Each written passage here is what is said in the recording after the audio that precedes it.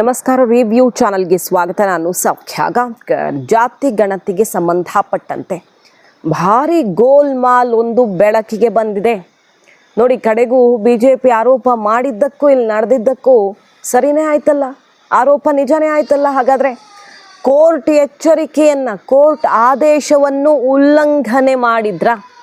ಇದಕ್ಕೇನು ಹೇಳ್ತಾರೆ ಈಗ ಮುಖ್ಯಮಂತ್ರಿಗಳು? ಮಹತ್ವದ ಬೆಳವಣಿಗೆಯೊಂದರಲ್ಲಿ ಆಘಾತಕಾರಿ ವಿಚಾರ ಹೊರಗಡೆ ಬಂದಿದೆ. ಡೀಟೇಲ್ಸ್ ಇರ್ತಾ ಹೋಗ್ತೀವಿ. ಮಿಸ್ ಮಾಡಿದ್ರೆ ನಮ್ಮ ಚಾನಲ್ನ ಸಬ್ಸ್ಕ್ರೈಬ್ ಮಾಡಿ, ನಿಮ್ಮ ಅಭಿಪ್ರಾಯ ಕಮೆಂಟ್ ಮಾಡಿ ತಿಳಿಸಿ. ಎಸ್ ವೀಕ್ಷಕರೇ, ಸರ್ಕಾರದ ಮಹತ್ವಾಕಾಂಕ್ಷೆಯ ಸಾಮಾಜಿಕ ಆರ್ಥಿಕ ಶೈಕ್ಷಣಿಕ ಸಮೀಕ್ಷೆಯ ಈ ಆ್ಯಪ್ ಇದೆಯಲ್ಲ, ಗಣತಿ ಅಪ್ಲಿಕೇಶನ್ ಇದೆಯಲ್ಲ, ಅದು ಖಾಸಗಿ ವ್ಯಕ್ತಿಗಳ ಮೊಬೈಲ್ ಸೇರಿದೆ. ಹೆಂಗೆ ಬಂತು? ಸರ್ಕಾರಿಯವರೇ, ಟೀಚರ್ಸೋ ಅಥವಾ ನಿಗದಿಪಡಿಸಿದಂಥ ಅಧಿಕಾರಿಗಳೇ ಮಾಡಬೇಕಲ್ವಾ? ಆದರೆ ಇದು ಖಾಸಗಿ ವ್ಯಕ್ತಿಗಳ ಮೊಬೈಲ್ಗೆ ಹೋಗಿಬಿಟ್ಟಿದೆ ಅಪ್ಲಿಕೇಶನ್. ಖಾಸಗಿ ವ್ಯಕ್ತಿಗಳು, ಯಾರು ನಿರುದ್ಯೋಗಿಗಳು, 10-20 ಸಾವಿರಕ್ಕೆ ಆ ಅಧಿಕಾರಿಗಳ ಬದಲಾಗಿ ಇವರು ಚಾರ್ಜ್ ತಗೊಂಡು ಮನೆಗೆ ಹೋಗಿ ಗಣತಿ ಮಾಡ್ತಿದ್ದಾರೆ ಎನ್ನುವಂಥ ಆಘಾತಕಾರಿ ಅಂಶ ಈಗ ಬೆಳಕಿಗೆ ಬಂದಿದೆ. BJP ಏನು ಆರೋಪ ಮಾಡಿತ್ತು? ಹಿಂದಿನ ಅವಧಿಯಲ್ಲೂ ಕೂಡ, ಅಂದರೆ ಫಸ್ಟ್ ಗಣತಿ ಮಾಡಿ ಕಸದ ಬುಟ್ಟಿಗೆ ಬಿಸಾಕಿದ್ರಲ್ಲ 106 ಕೋಟಿ ಗಣತಿಯನ್ನು, ಆವಾಗಲೂ ಮಾಹಿತಿ ಸೋರಿಕೆ ಆಗಿತ್ತು. ಈಗ ಸೋರಿಕೆ ಆಗಲ್ಲ ಅಂತ ಏನು ಗ್ಯಾರಂಟಿ ಅಂತ ಕೇಳಿದ್ರು. ಹೈಕೋರ್ಟ್ ಏನು ಹೇಳ್ತು? ನಮಗೆ ರಿಟರ್ನಲ್ಲಿ ಕೊಡಿ, ಈ ಮಾಹಿತಿ ಕಲೆಕ್ಟ್ ಮಾಡುವಂಥ ಆಧಾರ್ ಕಾರ್ಡ್ ಎಲ್ಲ ಇದು ಸೇಫಾ ಅನ್ನೋ ವಿಷಯನೇ ಫಸ್ಟ್ ಪ್ರಶ್ನೆ ಮಾಡಿದ್ದು ಹೈಕೋರ್ಟು. ಮೊದಲೇ ಈಗ ಬಹಳಷ್ಟು ಫ್ರಾಡ್ಗಳು ಡಿಜಿಟಲಿ ಎಲ್ಲ ಆಗ್ತಿರೋ ಹೊತ್ತಲ್ಲಿ ಆಧಾರ್ ಎಲ್ಲ ಡೀಟೇಲ್ಸ್ ಹೆಂಗೆ ಕಲೆಕ್ಟ್ ಮಾಡ್ತೀರಿ, ಸೇಫಾ ಅಂತ ಕೇಳಿದಾಗ ನಾವೆಲ್ಲೂ ಲೀಕ್ ಮಾಡಲ್ಲ ಅಂತ ಕೋರ್ಟ್ಗೆ ಹೇಳಿತ್ತು. ಅದನ್ನು ಕಟ್ಟುನಿಟ್ಟಾಗಿ ಕೋರ್ಟ್ ಆದೇಶಿಸಿದೆ. ಎಲ್ಲೂ ಈ ಮಾಹಿತಿ ಹೋಗಬಾರ್ದು, ಅಷ್ಟು ಸೆಕ್ಯೂರ್ಡ್ ಆಗಿರಬೇಕು ಅಂತ ಆದೇಶವನ್ನು ಕೊಟ್ಟಿದೆ. ಇದರ ನಡುವೆ ಕೂಡ ಈಗ ಆಘಾತಕಾರಿ ಬೆಳವಣಿಗೆ ನೋಡಿ. ಗಣೇಶ ನಗರದಲ್ಲಿ, ವಿಜಯಪುರದ ಗಣೇಶ ನಗರದ ಒಂದು ಎಕ್ಸಾಂಪಲ್ ಇದು. ಸುಮಾರು ಕಡೆ ಈ ರೀತಿ ಆಗ್ತಾ ಇದೆ ಅನ್ನೋದು ಈಗ ಬೆಳಕಿಗೆ ಬರ್ತಿದೆ. ಗಣೇಶ್ ನಗರದ ಮನೆಯೊಂದಕ್ಕೆ ಖಾಸಗಿ ವ್ಯಕ್ತಿಯೊಬ್ಬರು ಹೋಗಿರ್ತಾರೆ. ಪ್ರಕಾಶ್ ಅಂತ ತನ್ನನ್ನು ತಾನು ಪರಿಚಯ ಮಾಡ್ಕೊಳ್ತಾನ. ಆತ ಗಣತಿ ಮಾಡೋದಕ್ಕೆ ಎಲ್ಲ ಮಾಹಿತಿ ಪಡ್ಕೊಳ್ಳೋದಕ್ಕೆ ರೆಡಿ ಆಗಿಬಿಟ್ಟಿದ್ದಾನೆ. ಸ್ವಲ್ಪ ಡೌಟ್ ಬರುತ್ತೆ ಮನೆಯವ್ರಿಗೆ, ಯಾರಪ್ಪ ನೀನು, ಯಾವ ಇಲಾಖೆ, ತಮ್ಮ ID ಎಲ್ಲಿ ಅಂತ ಪ್ರಶ್ನೆ ಮಾಡ್ತಾರೆ. ಆತನ ಬಳಿ ಉತ್ತರ ಇರಲಿಲ್ಲ, ತಡಬಡಾಯಿಸ್ತಾನೆ. ಆಮೇಲೆ ಹೇಳ್ತಾನೆ ಆತ, ನಮ್ಮ ಸರ್ ಅಬಕಾರಿ ಇಲಾಖೆಯಲ್ಲಿ ಕೆಲಸ ಮಾಡೋ ಶಶಿಕಾಂತ್ ಗಂಗಾಧರ್ ಮಾಶ್ಯಾಳ್ ಅನ್ನುವಂಥವ್ರು, ಅವ್ರು ನನ್ನನ್ನು ಕಳಿಸ್ಕೊಟ್ಟಿದ್ದಾರೆ ಅಂತ. ಈತನ ಮೊಬೈಲಲ್ಲಿ ಅಪ್ಲಿಕೇಶನ್ ಇದೆ. ಮಾಡಬೇಕಾಗಿದ್ದವ್ರು ಬೇರೆ ಅಧಿಕಾರಿ, ಬಟ್ ಬಂದಿರೋದು ಈತ, ಯಾರಂತ ಗೊತ್ತಿಲ್ಲ ಆತ. ಆಮೇಲೆ ಅವರನ್ನೇ ಕರ್ಕೊಂಡು ಬಾರಪ್ಪ, ಅವ್ರಿಗೆ ಮಾಹಿತಿ ಕೊಡ್ತೀವಿ ಅಂತ ಬೈದು ಕಳಿಸ್ತಾರೆ. ಆಯಿತು ಕರ್ಕೊಂಡು ಬರ್ತೀನಿ ಅಂತ ಓಡ್ ಹೋದವನು ಆ ಬೀದಿಗೆ ಕಡೆಗೆ ಬಂದೇ ಇಲ್ಲ ಆತ. ನೋಡಿ, ಹಾಗಾದರೆ ಕಂಡವ್ರ ಕೈಯಲ್ಲಿ ಸರ್ಕಾರ ಈ ಒಂದು ಗೌಪ್ಯವಾಗಿ ಮಾಡಬೇಕಾಗಿರೋ ಪ್ರಕ್ರಿಯೆ ಅವ್ರ ಕೈಗೆ ಆ್ಯಪ್ ಹೋಯಿತು ಅಂದರೆ ಏನು ಬೇಕಾದರೂ ಫ್ರಾಡ್ ಆಗ್ಬೋದಲ್ವ? ಮಾಹಿತಿಯನ್ನು ಪಡ್ಕೊಂಡು, ಮನೇಲಿ ಯಾರು ಪಾಪ ಒಬ್ಬೊಬ್ಬರೇ ಇರ್ತಾರೆ, ವಯಸ್ಸಾದವ್ರು ಇರ್ತಾರೆ, ಅಷ್ಟು ಎಲ್ಲ ಲೋಕಜ್ಞಾನ ಇಲ್ಲದೆ ಇರುವಂಥವ್ರು ಇರಬಹುದು, ಕೊಟ್ಟು ಬಿಡ್ತಾರೆ, ಸರ್ಕಾರನೇ ಹೇಳಿದೆ ಅಂತ. ಆ ಮಾಹಿತಿ ಕಂಡವ್ರ ಕೈ ಸೇರಿ ಏನು ಬೇಕಾದರೂ ಫ್ರಾಡ್ ಆಗಬಹುದಲ್ವ? ಈಗ ಅದೇ ಆತಂಕದ ವಾತಾವರಣ ಸೃಷ್ಟಿಯಾಗಿರೋದು ನೋಡಿ.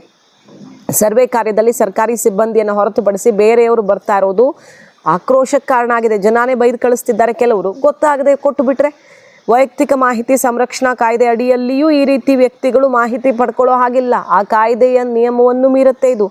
ಸರ್ಕಾರದ ನಿಯಮಾವಳಿ ಪ್ರಕಾರ ಗಣತಿ ಕಾರ್ಯಕ್ಕೆ ನಿಯೋಜಿತರಾದ ಸಿಬ್ಬಂದಿನೇ ಗಣತಿ ಮಾಡಬೇಕು. ಹಾಗೊಮ್ಮೆ ಬೇರೆಯವ್ರಿಗೆ ಮಾಹಿತಿ ಸಿಕ್ಕರೆ ಅದು ದುರ್ಬಳಕೆ ಆಗೇ ಆಗತ್ತೆ, ಅದರಲ್ಲಿ ಡೌಟೇ ಇಲ್ಲ. ಜಾತಿ ಗಣತಿ ವಿಷಯದಲ್ಲಿ ಹೈಕೋರ್ಟ್ ವಿಧಿಸಿರುವಂಥ ಕಟ್ಟಳೆಗಳಿಗೆ ಇದು ವಿರುದ್ಧವಾಗಿದೆ. ಈ ಆಕ್ರೋಶ ಕೂಡ ಸಿಡಿದಿದೆ ಇದು. ಈಗ ಸರ್ಕಾರ ಏನು ಆನ್ಸರ್ ಮಾಡುತ್ತೆ ಇದಕ್ಕೆ? ಫಸ್ಟ್ ಏನೋ ಹಾಜರಾಗಲಿಲ್ಲ ಶಿಕ್ಷಕರು ಇನ್ನೊಬ್ಬರು ಅಂತ ಅವ್ರ ಮೇಲೆ ಕ್ರಮ ತಗೊಳ್ಳೋದು, ನೋಟಿಸ್ ಕೊಡೋದು ಮಾಡಿದ್ರಿ. ಅವ್ರಿಗೆ ಒತ್ತಾಯಪೂರ್ವಕವಾಗಿ ಈಗ ಗಣತಿಗಿಳಿಸಿದ್ದೀರಿ. ಯಾಕೆಂದರೆ ಅವ್ರಿಗೆ ಆಕ್ರೋಶ ಏನು? ಫಸ್ಟ್ 1 ವೀಕ್ ಅಂತೂ ಆ್ಯಪ್ ತುಂಬ ಪ್ರಾಬ್ಲಮ್ ಆಯಿತು. ದಕ್ಷಿಣ ಆಫ್ರಿಕಾ ಲೊಕೇಶನ್ ಎಲ್ಲ ತೋರಿಸ್ತಾ ಇತ್ತು, ಗುಜರಾತ್ನಲ್ಲಿ ಎಲ್ಲೆಲ್ಲೋ ತೋರಿಸ್ತಾ ಇತ್ತು, ಕರ್ನಾಟಕದಲ್ಲಿ ಹಳ್ಳೀಲಿ ಹುಡ್ಕೋದಕ್ಕೆ ಹೋದರೆ ಅಷ್ಟು ಪ್ರಾಬ್ಲಮ್ ಆಗಿ ಇನ್ಸ್ಟಾಲ್ ಆಗದೆ ಆ್ಯಪು ಎರರ್ ಬಂದು 60 ಪ್ರಶ್ನೆ ಆಗಿ ಸಬ್ಮಿಟ್ ಕೊಟ್ಟರೆ ಆಮೇಲೆ ಎರರು, OTP ಪ್ರಾಬ್ಲಮ್ಮು, ಮ್ಯಾಪ್ ಪ್ರಾಬ್ಲಮ್ಮು ಎಲ್ಲ ಆಗಿದೆ. ಈಗಲೂ ಸುಮಾರು ಕಡೆ ಪ್ರಾಬ್ಲಮ್ಸ್ ಬರ್ತಾ ಇವೆ. ಮತ್ತು ಒತ್ತಡ ಆಗ್ತಿದೆ, ಕೆಲಸ ನಮ್ಮ ಹತ್ರ ನಿಭಾಯಿಸೋಕ್ಕಾಗ್ತಿಲ್ಲ, ಇದನ್ನು ಮಾಡಿ ಅದನ್ನು ಮಾಡಿ ನಾವು ರಾಜೀನಾಮೆ ಕೊಡ್ತೀವಿ ಅನ್ನೋ ತನಕ ಕೆಲವರೆಲ್ಲ ಹೇಳಿದ್ದಾರೆ. ಈ ಗ್ರೇಟರ್ ಬ್ಯಾಂಗ್ಳೂರು ವ್ಯಾಪ್ತಿಯಲ್ಲೆಲ್ಲ ಅಂಥದ್ದೆಲ್ಲ ಆಕ್ರೋಶ ವ್ಯಕ್ತವಾಗಿತ್ತು. ಆದರೂ ನೀವು ಒತ್ತಾಯಪೂರ್ವಕವಾಗಿ ಕಳಿಸ್ಕೊಟ್ರೆ ಏನಾಗುತ್ತೆ? ಅವ್ರು ಯಾರಿಗೋ 10,000ನೋ 20,000ನೋ ಕೊಟ್ಟು ಇಷ್ಟು ಮನೆ ಕವರ್ ಮಾಡಬೇಕು ಅಂತ ಕೊಡ್ತಿದ್ದಾರಂತೆ ಸುಮಾರು ಜನ. ಈ ರೀತಿ ಮಾಹಿತಿ ಖಾಸಗಿ ಕಂಪನಿಗಳಿಗೆ ಡೇಟಾ ಮಾರ್ಕೊಳ್ಳುವಂಥ ಚಾನ್ಸಸ್ ಇರುತ್ತೆ. ಈಗ ದೊಡ್ಡ ಬಿಸ್ನೆಸ್ ಅದು ಡೇಟಾ ಮಾರ್ಕೊಳ್ಳೋದು.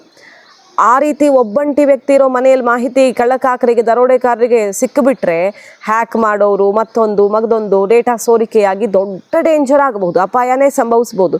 ವಿಜಯಪುರ ಒಂದೇ ಅಲ್ಲದೆ ಸುಮಾರು ಜಿಲ್ಲೆಗಳಲ್ಲಿ ಈ ರೀತಿ ಆಗ್ತಿದೆ ಅನ್ನುವಂಥ ಡೀಟೇಲ್ಸ್ ಸಿಗ್ತಾ ಇದ್ದು. ಈಗ ಅರ್ಧದಷ್ಟು ಸಮೀಕ್ಷೆ ಮಾಡ್ತಿರೋರಲ್ಲಿ ಅರ್ಧದಷ್ಟು ಡೂಪ್ಲಿಕೇಟೇ ಇದ್ದಾರೆ ಅಂತಾನು ಚರ್ಚೆ ಆಗ್ತಿದೆ.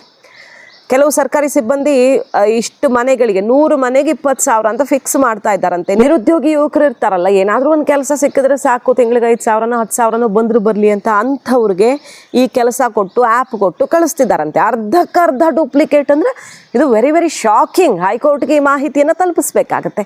ಹೇಗೂ ವಿಚಾರಣೆ ಮುಂದೂಡಿಕೆ ಆಗಿದೆ, ಆ ಸಮಯದಲ್ಲಿ ಈ ಮಾಹಿತಿಯನ್ನು ಗಮನಕ್ಕೆ ತರಲೇಬೇಕಾಗತ್ತೆ.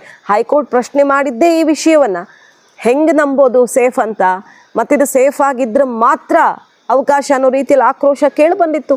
ಕೇಂದ್ರ ಸರ್ಕಾರ ಅಂತೂ ಈ ಗಣತಿ ಮಾಡೋ ಅವಶ್ಯಕತೆನೇ ಇಲ್ಲ, ನಾವೇ ಮಾಡ್ತಿದ್ದೀವಿ 2027ಕ್ಕೆ ಸೈಂಟಿಫಿಕ್ ಆಗಿ ಎಲ್ಲ ಪೂರ್ವ ತಯಾರಿಗಳೊಂದಿಗೆ ಇದು ಇತಿಮಿತಿ ಇದ್ದುಕೊಂಡು ಅರ್ಧಂಬರ್ಧ ಸರ್ವೆ ಮಾಡಿದ್ರೆ ಕೆಲವ್ರು ಕೊಡ್ತಾರೆ ಮಾಹಿತಿ, ಕೆಲವ್ರು ಬೈದು ಕಳಿಸ್ತಿದ್ದಾರೆ ನಾವು ಕೊಡಲ್ಲ ಅಂತ. ಏನು ಪ್ರಯೋಜನ ಅರ್ಧಂಬರ್ಧ ಡೇಟಾ ಕಲೆ ಹಾಕಿ ಅನ್ನೋ ರೀತಿಯಲ್ಲಿ ಆಕ್ರೋಶ ಎಲ್ಲ ವ್ಯಕ್ತವಾಗಿರೋ ಹೊತ್ತಲ್ಲಿ ಈ ಬೆಳವಣಿಗೆ ಆಗಿದೆ. ಈಗ ನೋಡಿ, ಸಮಾಜ ಕಲ್ಯಾಣ ಇಲಾಖೆ ಅಧಿಕಾರಿ, ಸರ್ವೆ ನೋಡಲ್ ಅಧಿಕಾರಿನೇ ಒಪ್ಕೊಂಡಿದ್ದಾರೆ ಪುಂಡಲಿಕ ಮಾನವರ. ಸರ್ಕಾರಿ ಸಿಬ್ಬಂದಿ ಬದಲಿ ಖಾಸಗಿಯವರು ಬರ್ತಿದ್ದಾರೆ ಅನ್ನೋದು ಗಮನಕ್ಕೆ ಬಂದಿದೆ, ಈ ಬಗ್ಗೆ ನಾವು ಪರಿಶೀಲಿಸಿ ಕ್ರಮ ಕೈಗೊಳ್ತೀವಿ ಅಂತ ಹೇಳ್ತಿದ್ದಾರೆ. ಸರಿ, ಬಂದಾಗ್ಬಿಟ್ಟಿದೆ, ಈಗ ಮಾಹಿತಿ ಕಲೆ ಹಾಕಿಬಿಟ್ಟಿದ್ದಾರೆ. ಕೆಲವರು ಮೋಸ ಹೋದಂಗೆ ಆಯ್ತಲ್ವಾ, ಕೆಲವ್ರೇನೋ ಗೊತ್ತಾಗಿದೆ ಕಳಿಸಿದ್ದಾರೆ ವಾಪಸ್ ಬೈದು. ಅವ್ರ ಕಥೆ ಏನು ಹಾಗಾದರೆ? ಆಲ್ರೆಡಿ ಮಾಹಿತಿ ತಗೊಂಡು ಹೋಗ್ಬಿಟ್ಟಿದ್ದಾರೆ. ಈಗ ಎಲ್ರಿಗೂ ಕೂಡ ಅವರವರೇ ಸಂದೇಶ ರವಾನಿಸ್ಕೊಳ್ತಿದ್ದಾರೆ, ಈ ಥರ ಬಂದರೆ ಮಾಹಿತಿ ಕೊಡಬೇಡಿ, ಅವರ ID ಪ್ರೂಫನ್ನು ಚೆಕ್ ಮಾಡಿ, ಜಸ್ಟ್ ಅವ್ರ ಮೊಬೈಲಲ್ಲಿ ಆ್ಯಪ್ ಇದೆ ಅಂದ ಮಾತ್ರಕ್ಕೆ ಅವ್ರಿಗೆ ಮಾಹಿತಿ ಕೊಡೋದಕ್ಕೆ ಇಳಿದು ಬಿಡಬೇಡಿ. ಪ್ರಾಪರ್ ಆಗಿ ಸರ್ವೆ ಆ್ಯಪ್ ಇದ್ದರೂ ಕೂಡ ಅವರ ID ಖಚಿತಪಡಿಸ್ಕೊಳ್ಬೇಕು ನೀವು. ಮತ್ತು ಸರ್ಕಾರಿ ಸಿಬ್ಬಂದಿನೇ ಆಗಿರಬೇಕು. ಸರ್ಕಾರಿ ಸಿಬ್ಬಂದಿ ಬಂದು ಕೇಳಿದ್ರು ಮನೆಯಲ್ಲಿ ಹಣ ಎಷ್ಟಿದೆ, ದುಡ್ಡು, ಆಸ್ತಿ ಪಾಸ್ತಿ ಡೀಟೇಲ್ಸ್ ಎಲ್ಲ ಕೊಡಬೇಡಿ ಅನ್ನೋ ಸಂದೇಶವನ್ನು ಕೊಡಲಾಗ್ತಿದೆ. ಮತ್ತೊಂದು ಕಡೆ ನಗರದ ವ್ಯಾಪ್ತಿಯಲ್ಲಿ ಅಕ್ಟೋಬರ್ 4ರಿಂದ ಸಾಮಾಜಿಕ ಶೈಕ್ಷಣಿಕ ಸಮೀಕ್ಷೆ ಶುರುವಾಗ್ತಿದೆ. 17,000 ಗಣತಿದಾರರ ಸಮೀಕ್ಷಾ ಕಾರ್ಯದಲ್ಲಿ ಭಾಗವಹಿಸ್ತಿದ್ದಾರೆ ಅಷ್ಟೇ. 17,000 ಫಿಕ್ಸ್ ಮಾಡಿರೋದು. ಸಮೀಕ್ಷೆ ಕಾರ್ಯ ಪೂರ್ಣ ಆಗೋದಕ್ಕೆ ಈ ನಂಬರಲ್ಲಿ, ಈ ಸ್ಟ್ರೆಂಗ್ದಲ್ಲಿ 2 ರಿಂದ 3 ತಿಂಗಳು ಬೇಕಾಗತ್ತೆ ಅಂತ ಹೇಳ್ತಾ ಇರೋದು. ಗ್ರೇಟರ್ ಬೆಂಗಳೂರು ಪ್ರಾಧಿಕಾರದ ವ್ಯಾಪ್ತಿಯ 5 ನಗರ ಪಾಲಿಕೆ ಹೊರತುಪಡಿಸಿ ಉಳಿದಂತೆ ರಾಜ್ಯದಾದ್ಯಂತ ಕರ್ನಾಟಕ ಹಿಂದುಳಿದ ವರ್ಗಗಳ ಆಯೋಗ ನಡೆಸ್ತಿರೋ ಸಾಮಾಜಿಕ ಮತ್ತು ಶೈಕ್ಷಣಿಕ ಸಮೀಕ್ಷೆ ಈಗ ಚುರುಕಾಗಿ ಸಾಗ್ತಾ ಇದೆ. ಡೆಡ್ಲೈನ್ ಕೊಟ್ಟಿದ್ದಾರೆ, ಸುಮಾರು ಕಡೆ ಫಿನಿಶ್ ಮಾಡೋ ಥರ ಕಾಣಿಸ್ತಿದೆ, ಇನ್ನು ಕೆಲವು ಕಡೆ ಸ್ವಲ್ಪ ಪ್ರಾಬ್ಲಮ್ಸ್ ಆಗಿದೆ. ಬಟ್ ಈಗ ಇಲ್ಲಿ ನಿಗದಿತ ಅವಧಿಯಲ್ಲಿ ಪೂರ್ಣಗೊಳಿಸಬೇಕು ಅಂತ ಮುಖ್ಯಮಂತ್ರಿಗಳು ಸೂಚನೆ ಕೊಟ್ಟಿದ್ದಾರೆ. ಬಟ್ 17,000 ಅಂತ ನಿಗದಿ ಮಾಡಿಬಿಟ್ಟಿದ್ದಾರೆ. ಅಂತಿಮ ಹಂತದ ತರಬೇತಿ ಈಗ ನಡೀತಾ ಇದೆ. ಅಕ್ಟೋಬರ್ 4ರಂದು ಶನಿವಾರದಿಂದ ಗಣತಿದಾರರ ಮನೆಗೆ ಭೇಟಿ ಕೊಡೋ ಕಾರ್ಯ ಶುರುವಾಗುತ್ತೆ. 3 ತಿಂಗಳು ಬೇಕು ಕನಿಷ್ಠ ಈ ಪ್ರಕ್ರಿಯೆ ಮುಗಿಸೋದಕ್ಕೆ ಅಂತ ಕೇಳಿ ಬರ್ತಾ ಇದ್ದು. ಹಾಗಾದರೆ ಮುಖ್ಯಮಂತ್ರಿಗಳ ಡೆಡ್ಲೈನನ್ನು ಮೀರುತ್ತಾ ಈ ಗಣತಿ ನೋಡಬೇಕು. ಮತ್ತು ಈಗ ಸಿಟಿಯಲ್ಲಿ ಬೆಂಗಳೂರು ಅಥವಾ ನಗರ ವ್ಯಾಪ್ತಿಯಲ್ಲಿ ಸಮಸ್ಯೆ ಏನಪ್ಪ ಅಂತ ಕೇಳಿದ್ರೆ, ಎಲ್ಲರೂ ಕೆಲಸಕ್ಕೆ ಹೋಗ್ಬಿಡ್ತಾರೆ. ಬೆಳಗ್ಗೆ ಆದರೆ ಅರ್ಲಿ ಮಾರ್ನಿಂಗ್ ಮೆಟ್ರೋ ಹತ್ಕೊಂಡು ಹೋಗೋರಿದ್ದಾರೆ, ಅರ್ಲಿ ಮಾರ್ನಿಂಗ್ ಮನೆ ಬಿಡೋರಿದ್ದಾರೆ. ಮನೇಲಿ ಯಾರು ಇರ್ತಾರೆ? ಬಾಗಿಲು ಹಾಕ್ಕೊಂಡು ಬೀಗ ಹಾಕ್ಕೊಂಡು ಹೋಗಿರ್ತಾರೆ. ಸೊ ಅವ್ರು ರಜೆ ಇದ್ರಷ್ಟೇ ಸಿಗುತ್ತಾರೆ. ರಜಾ ಇರೋ ದಿನ ಅಂಥ ಮನೆಗಳು ಸಮೀಕ್ಷೆ ಮಾಡಬೇಕು. ಬಹುತೇಕರು ಅದೇ ರೀತಿ ಇರೋದು. ಹಾಗಾಗಿ ಬೆಂಗಳೂರು ನಗರದಲ್ಲಿ ಸಮೀಕ್ಷೆ ಕಾರ್ಯ ಪೂರ್ಣಗೊಳ್ಳೋದಕ್ಕೆ ಕನಿಷ್ಠ 2 ರಿಂದ 3 ತಿಂಗಳು ಬೇಕೇ ಬೇಕು ಅಂತ ಹೇಳ್ತಿದ್ದಾರೆ ಅಧಿಕಾರಿಗಳು. ಈಗ ಒಂದು ಏರಿಯಾಗೆ ಹೋದರೆ, ಒಂದು ಬೀದಿಗೆ ಹೋದರೆ ಅಲ್ಲಿ 10ರಲ್ಲಿ 8 ಮನೇಲಿ ಯಾರೂ ಇಲ್ಲದೆ ಇರೋ ಚಾನ್ಸಸ್ ಇರುತ್ತೆ. ಹಾಗಾಗಿ ಅಷ್ಟು ಸುಲಭ ಅಲ್ಲ ಇಲ್ಲಿ ಡೆಡ್ಲೈನನ್ನು ರೀಚ್ ಮಾಡೋದು. ಅಂದುಕೊಂಡಂಗೆ ಇಲ್ಲಿ ಡೆಡ್ಲೈನ್ ಒಳಗಡೆ ಸಮೀಕ್ಷೆ ಮುಗಿಸೋಕೆ ಸಾಧ್ಯವೇ ಇಲ್ಲ ಅನ್ನುವಂಥ ಅಭಿಪ್ರಾಯ ವ್ಯಕ್ತವಾಗ್ತಿದೆ. ಅದ್ರ ಜೊತೆಗೆ ನಮಗೆ ಬೇರೆ ಕೆಲಸದ ಹೊರೆ, ಇದು ಎರಡೂ ಒಟ್ಟೊಟ್ಟಿಗೆ ಮ್ಯಾನೇಜ್ ಮಾಡೋದು ಕಷ್ಟ ಅನ್ನೋ ಆಕ್ರೋಶ, ರಾಜೀನಾಮೆಯ ಎಚ್ಚರಿಕೆ ಕೂಡ ಇತ್ತೀಚೆಗಷ್ಟೇ ಗ್ರೇಟರ್ ಬ್ಯಾಂಗ್ಳೂರು ಅಧಿಕಾರಿಗಳು ಕೊಟ್ಟಿದ್ದರು. ಸೊ ಏನಾಗುತ್ತೆ ಈ ಸಮೀಕ್ಷೆಯ ಪರಿಸ್ಥಿತಿ ಅನ್ನೋದನ್ನು ನೋಡಬೇಕು. ಡೆಡ್ಲೈನ್ ಒಳಗೆ ಮುಗಿಸ್ತಾರೋ ಮುಗಿಸಲ್ವೋ ಅನ್ನೋದಕ್ಕಿಂತ ಇಲ್ಲಿ ಸೇಫ್ ಆಗಿರುತ್ತಾ ಡೇಟಾ ಅನ್ನೋದು ವೆರಿ ಇಂಪಾರ್ಟೆಂಟ್. ಈಗ ತೇಜಸ್ವಿ ಸೂರ್ಯ, ಪ್ರಹ್ಲಾದ್ ಜೋಶಿ ಸೇರಿದಂತೆ ಬಹಳಷ್ಟು ಜನ BJP ನಾಯಕರು ನಾವಂತೂ ನಮ್ಮ ಮನೆಗೆ ಬಂದರೆ ಡೇಟಾ ಕೊಡಲ್ಲ, ನೀವು ಕೊಡಬೇಡಿ ಅಂತ ಕರೆ ಕೊಟ್ಬಿಟ್ಟಿದ್ದಾರೆ. ಬಹಿಷ್ಕಾರದ ರೀತಿಯೇ ಒಂದು ರೀತಿ. BJP ಅಧಿಕೃತವಾಗಿ ಪಕ್ಷದಿಂದ ಈ ನಿರ್ಧಾರ ಪ್ರಕಟಿಸಿಲ್ಲ ಅನ್ನೋದು ಬಿಟ್ಟರೆ ನಾಯಕರು ಶುರು ಮಾಡಿಬಿಟ್ಟಿದ್ದಾರೆ ಕೊಡಬೇಡಿ ಅಂತ.